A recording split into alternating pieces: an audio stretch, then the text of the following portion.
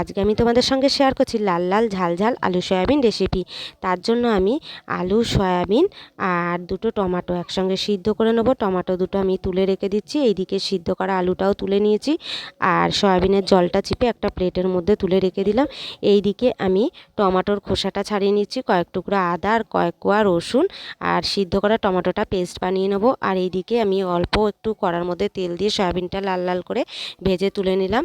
আর একটু তেল দিয়ে কড়ার মধ্যে আমি দিয়ে দিলাম গোটা গরম মশলা, পেঁয়াজ কুচি আর দিয়ে দিলাম আদা রসুন আর টমেটোর পেস্টটা। আর আমি এখানে উপরের লেখা উপকরণ গুঁড়ো মশলা অ্যাড করেছি আর দিয়ে দিলাম মটরশুঁটি। ভালো করে কষিয়ে দিয়ে দেবো ভেজে রাখা সয়াবিনটা আর সিদ্ধ করে রাখা আলুটা দিয়ে ভালো করে কষিয়ে আমি অল্প পরিমাণ জল দিয়ে উপর দিয়ে একটু ধনেপাতা কুচি ছড়িয়ে আর গরম মশলা ছড়িয়ে সার্ভ করব। খেতে কিন্তু অসাধারণ নয়, এইভাবে তোমরা একবার বাড়িতে ট্রাই করে দেখো, ভালো লাগবে। টাটা।